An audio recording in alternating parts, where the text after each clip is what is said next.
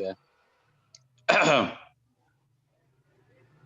Kelebihannya adalah pertama pemahaman makna, memahami gejala sosial. Ya. Nah, kemudian pemahaman konteks, mengkaji secara komprehensif sesuai konteks. Kemudian identifikasi fenomena dan pengaruh yang tidak terduga. Ya. Ini beda dengan kuantitatif. Nanti makanya bisa nanti dilihat apa bedanya kualitatif dengan kuantitatif.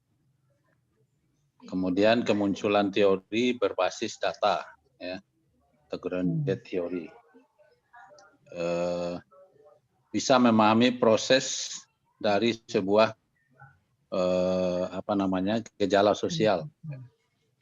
Nah, kemudian terakhir adalah lebih fleksibel dalam pelaksanaan pengumpulan data. Nah, coba dilanjutkan.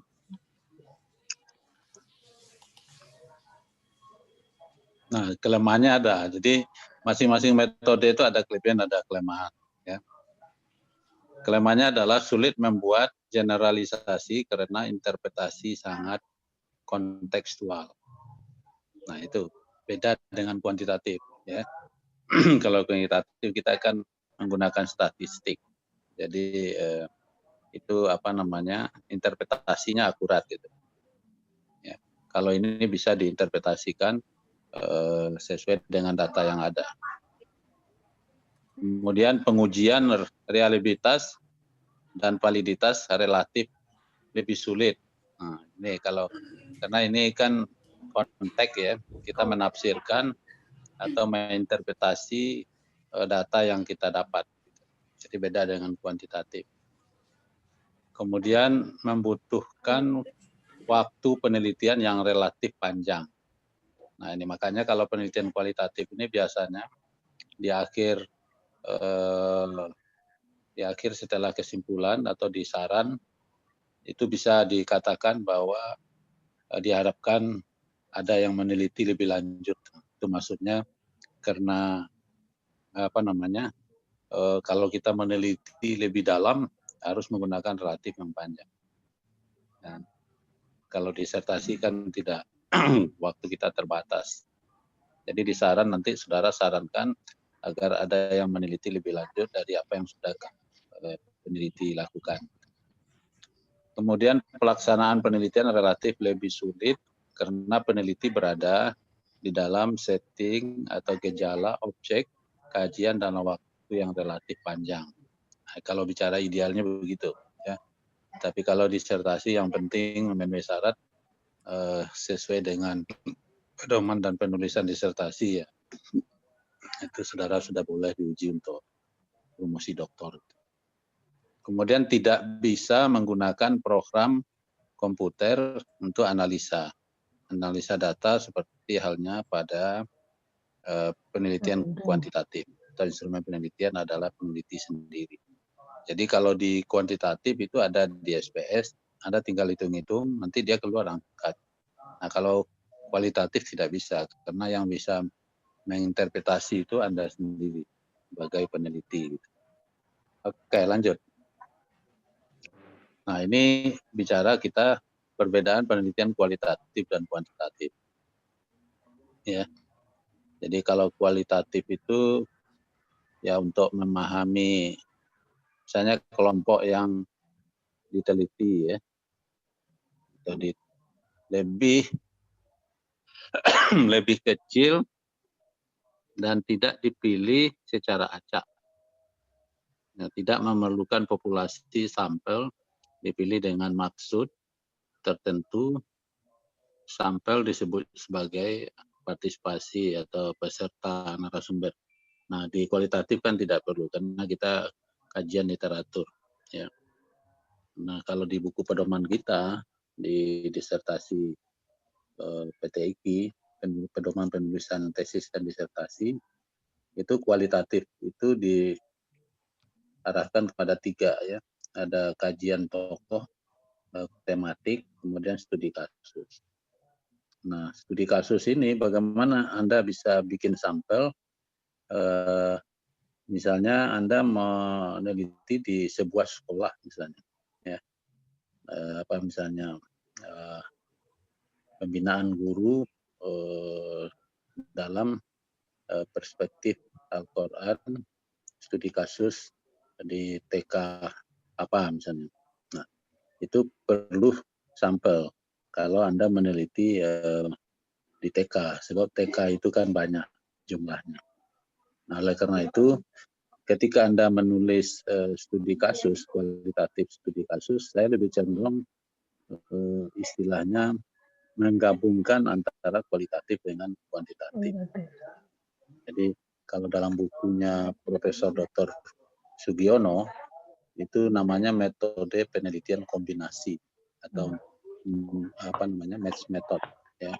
Nah, silakan nanti dibeli itu Anda bisa belajar sendiri dengan membaca buku itu ya. Bisa dikirim di Tokopedia atau Shopee, tinggal diklik. Nama bukunya adalah apa namanya, metode penelitian kombinasi atau mixed method, ditulis oleh Profesor Dr. Sugiono ya. Kulitnya hijau itu, tebal ya. Sekarang tidak tahu harganya kira-kira ya 100 berapa gitu. Kalau dulu 80-an.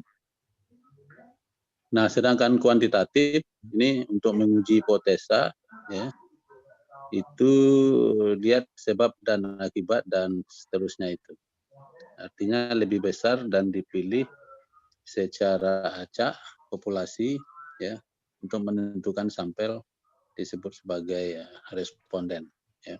Nah, kalau kita di PTIQ tidak perlu bikin angket ya, tapi cukup wawancara terpimpin saja untuk memperkuat teori-teori yang kita temukan.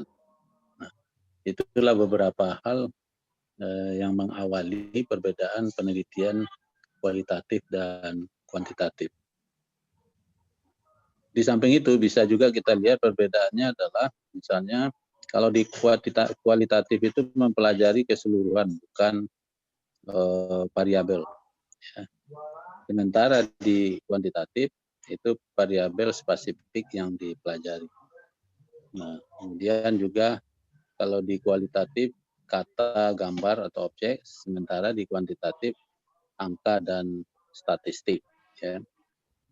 Nah, kemudian kalau di kualitatif itu tanggapan terbuka, wawancara.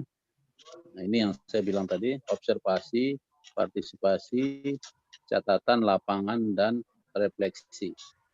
Sementara di kuantitatif, data berdasarkan pengukuran yang tepat menggunakan instrumen pengumpulan data dan seterusnya itu harus terukur.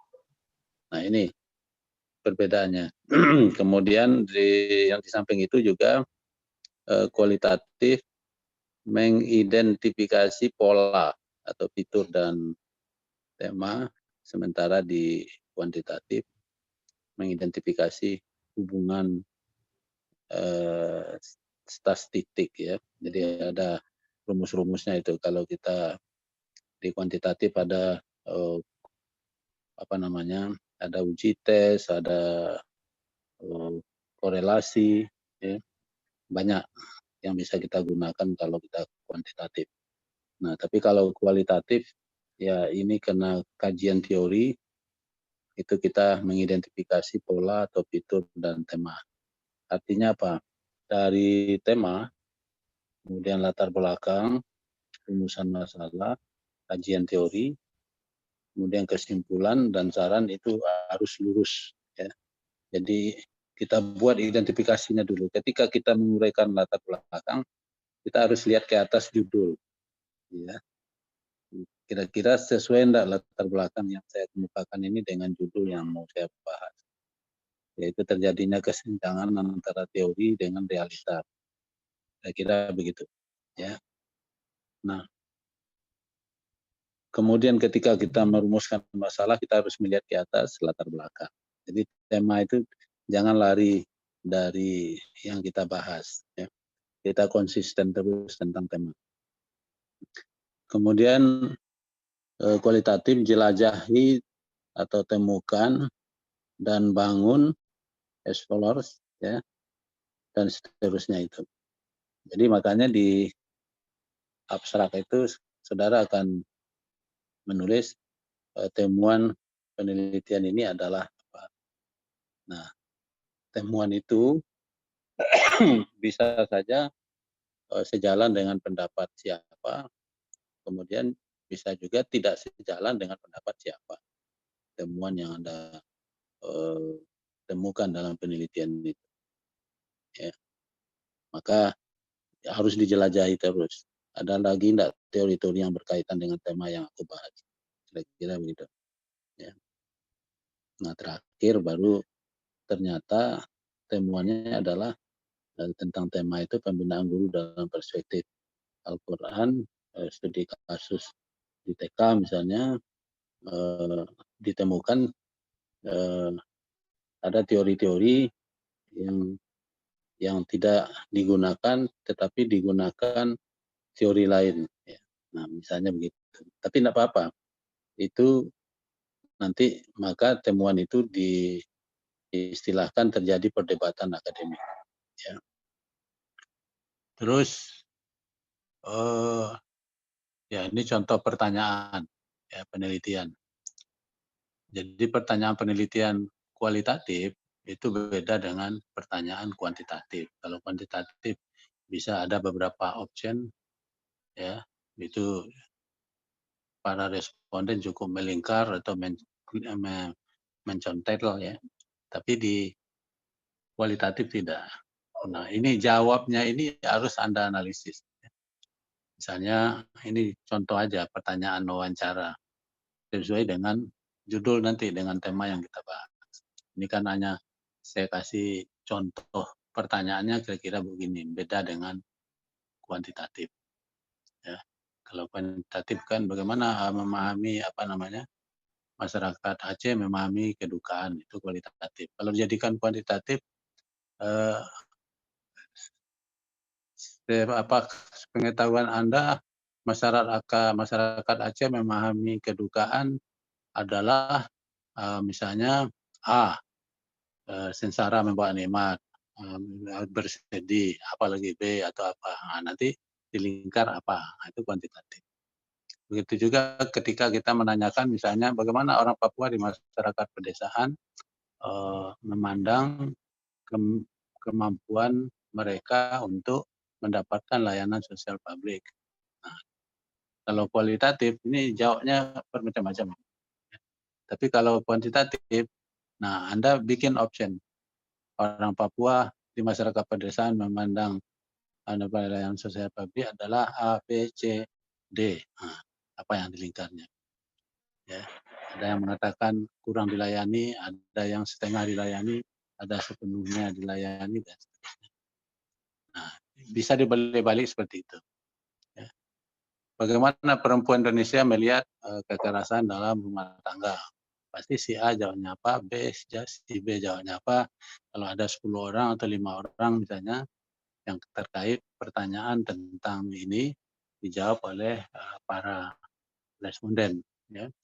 Nah, tapi kalau kuantitatif ini bisa dirubah pertanyaannya. Artinya apa? Perempuan Indonesia misalnya melihat kekerasan dalam rumah tangga adalah hal yang wajar aja, tapi ada yang mengatakan tidak wajar atau ada yang mengatakan apa dan seterusnya. Ya. Jadi digiring kalau kuantitatif itu. Kalau kualitatif kita menginterpretasi ya nanti kita kontekkan dari jawaban yang dijawab oleh responden. Begitu juga misalnya ada pertanyaan mengapa remaja bergabung dengan geng jalanan.